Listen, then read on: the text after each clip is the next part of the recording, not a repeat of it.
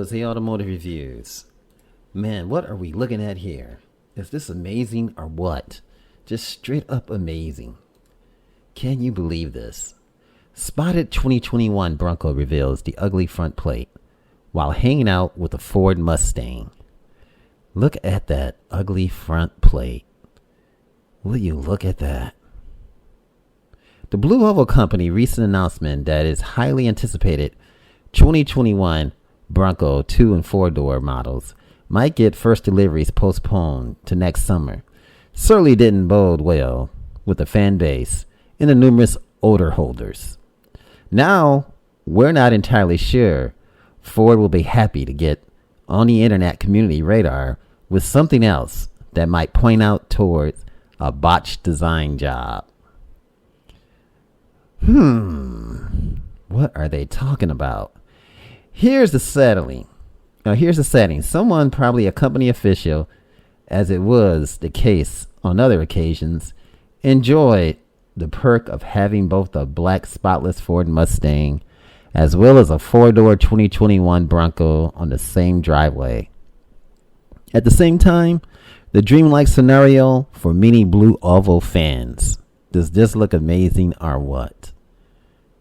And we're not too far away from subscribing to that as well. Of course, the two models with their neatly arranged contrasting hues didn't spend too much time unnoticed before somebody else caught wind of their pairing and snatched a couple of shots for a chance at internet immortality. Wow. Now the arrangement is very subtle, and the owner of the assembly shows great taste when it comes to selecting the paint jobs, not just for the cars, but for the stylish house as well.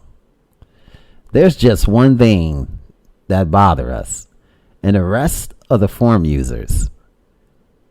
That would be ugly duckling of the front license plate holder exhibited by the Bronco off-roader.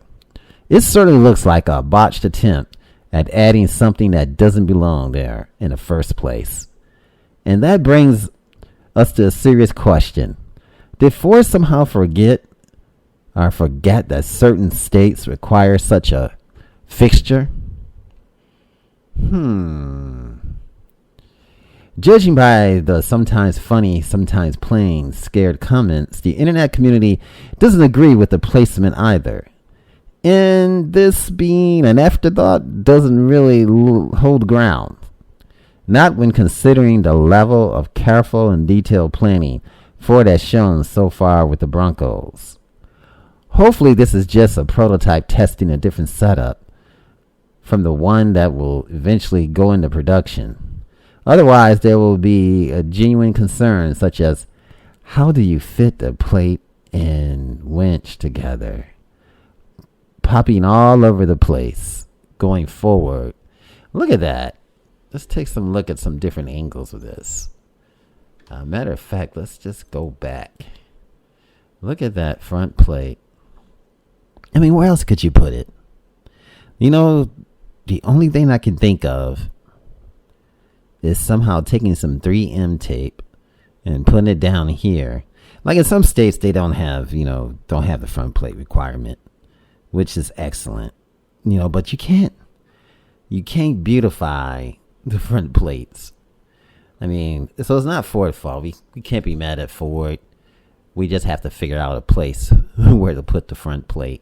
And the only thing I can think of is to put it on the bash plate. Who needs to see that anyway? No, don't do that. Just put some 3M tape right here. And then just stick it right there. And just let it hang. You don't even have to and just use something different. And put it up there. And that way you can take it off when you go off-road. Or you can hook it up there. Take it off when you go off-road. And when you get back on the road, you just clip it back on. And just go by your business. But you don't need to put it here. But if you want to put it there, it's no big deal. At the same time, you just have to move it. You can move it out down here or up here. But I think that would be still sort of weird putting it in front of the... but you got to put it someplace. Front plates never look nice unless you have a German plate where it's thin and it goes right here. Only the German plates look nice. The American plates, don't look nice at all because it's rectangular and it's big. But the German plate always fits real thin, it's really thin and it goes right there. And that definitely looks nice. But the American plates just don't look well.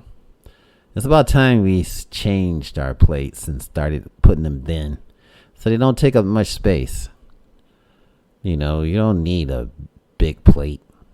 But hopefully America will change that somehow, some way. You don't really need all that. And with technology, why you got plates anyway? I mean, can't you just have devices that can just point and then you can just tell what kind of car, the car registration and all that without even having a plate? And people would have a lot more privacy. I mean, can there be something that when a police car drives right up on you, it automatically gives almost like a transponder type of thing that you can have on a plane where it has a transponder number. Car should have a transponder number that the police pick up when they drive behind, and it shows up on their computer screens. That the transponder number and who it belongs to. That way we have a lot of privacy, and the people wouldn't be able to keep up with you or know where you live at or whatever. Based upon a plate number, that's just too obvious. But we need more privacy nowadays. And I'm thinking that would be nice, just to have like a transponder located on a car someplace, and that it can change from, when a new owner takes it, then the transponder ownership changes, and the police can read it anywhere if they're anywhere near the car. That's all they have to do is point and click, point and click, point and click. Or they can just choose which car, which transponder, and they can just read 4 or 5 of them all around. Just, what's the point, And every car should have it, having a transponder type of thing, and the police would know if it's registered or not. That's just a thought. We can overcome this, but let's take some look at some Ford Broncos, and then let's get back. But before we get into that, let's talk about this. Now, they talk about the Ford Bronco having the spirit of the Mustang. We're going to talk about that a little bit more in detail, which is quite interesting. And I always like that. Just like the Mach-E has the spirit of the Mustang as far as the adventure. Let's look at the Ford Bronco. Now, the horse is out of the burn and off to the off-road races. Okay.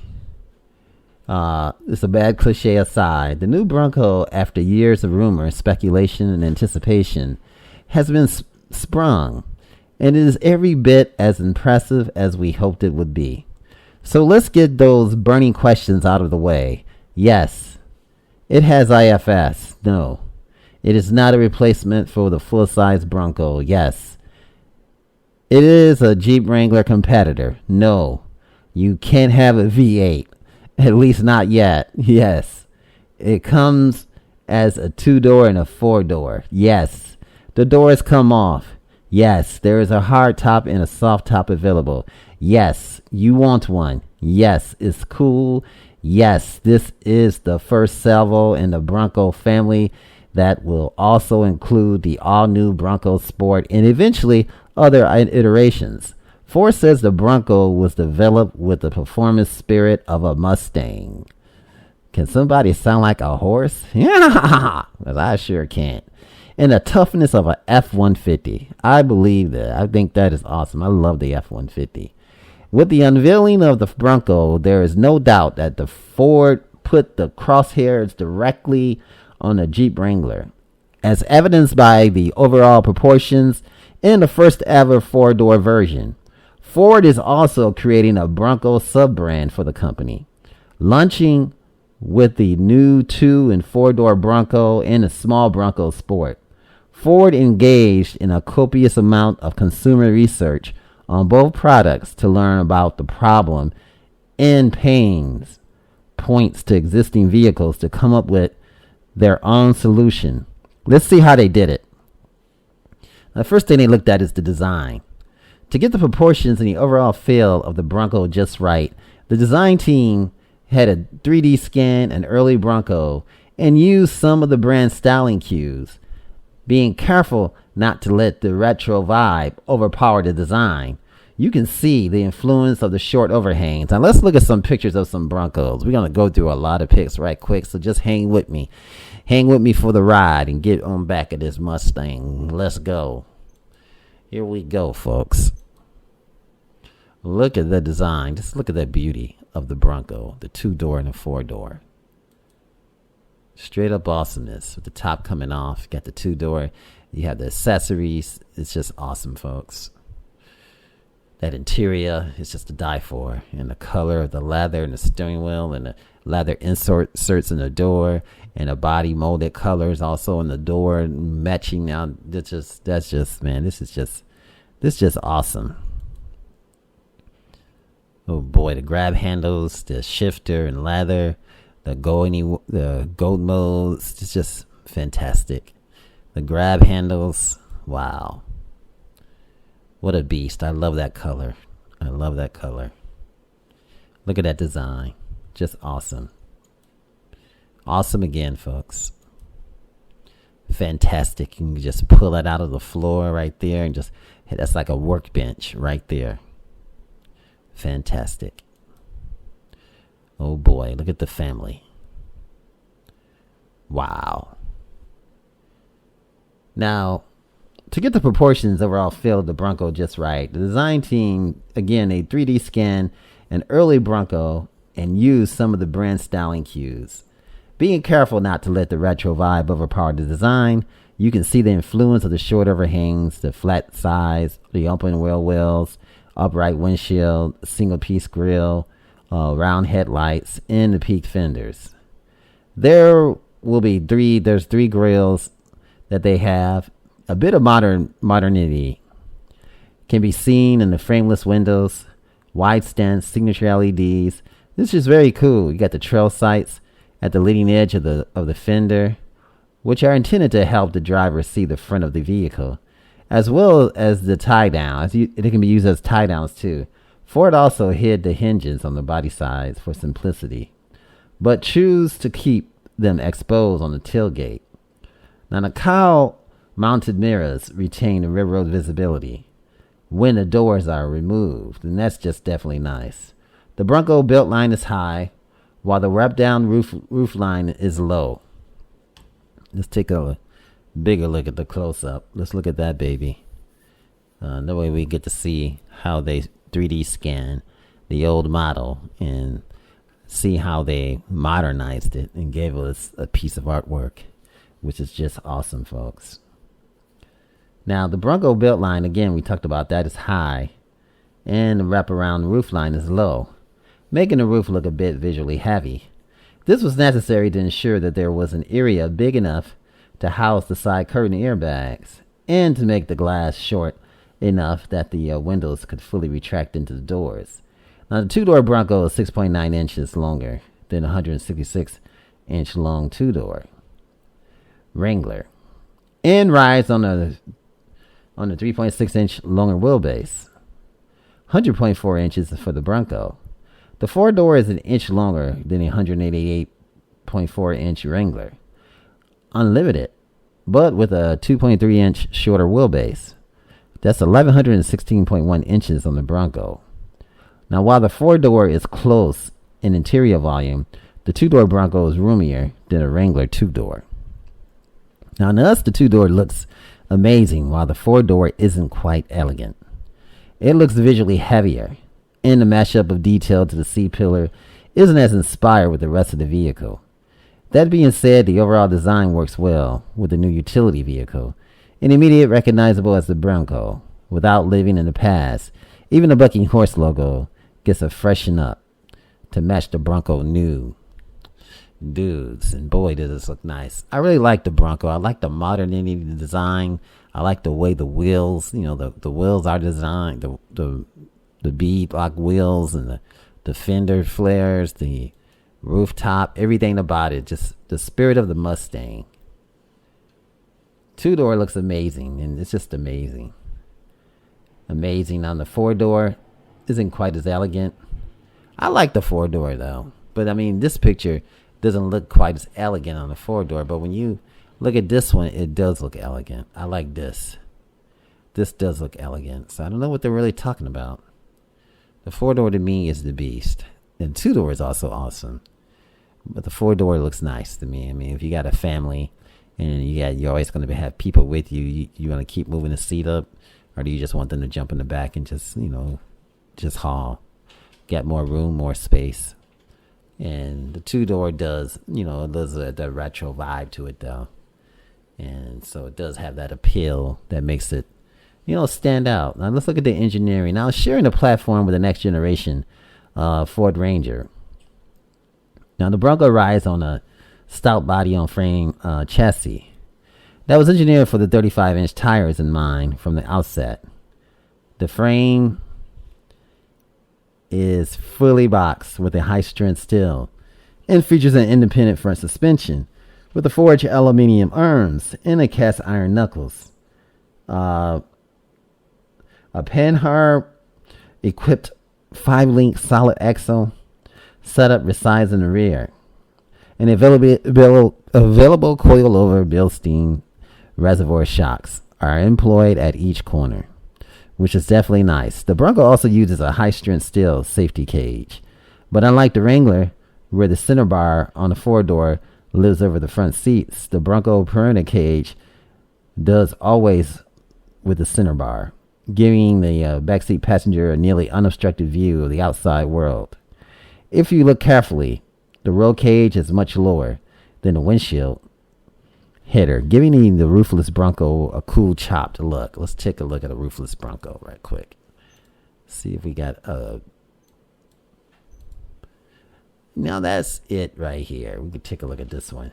The Bronco also uses that high strength steel, the safety cage, which is awesome, folks. Which is straight up awesome. And not only that, you have the center bar giving the backseat passenger unobstructed view. Now to ensure the toughness of the Bronco, they completed the Ford standard 10 million mile durability test, and then went out and did some more, wanting to make sure that the Bronco was going to not only maximize capability but also be durable in the most demanding terrain. The engineering team took the Bronco to Johnson Valley, California, to continue development on the trails best associated with the kings of the Hammer race. One of the more curious announcements we'll look into later is the skeletonized structure, where the exterior aluminium body panels can easily be swapped out with hard hand tools. This could be revolutionary for the aftermarket, and we can't wait to see. And believe me, there's a lot. Whenever you see those bolts, you can just take a hex. You can just take a tool in there and just take it out. Some of them are T30 or T40. Ford even gives you the tools to be able to use, and whenever you see that, you can just reach right in there and just turn that baby and just take it out by hand. And some people may use tools, but the Ford Bronco is just doing it big, folks. Nothing like it. Nothing. It's just genuine. Take a look at that. I mean, that's just nothing but space and nothing but sky. Nothing but freedom. That's what Bronco is all about, and that's what Bronco life is all about. Something else, folks. This is Automotive Reviews. Thanks for watching. Remember, like, share, and subscribe. This is Bronco Nation, and this is Bronco, baby. Automotive Reviews. We out. If you enjoyed this video, give it a thumbs up, share it with your friends, and subscribe for more interesting videos.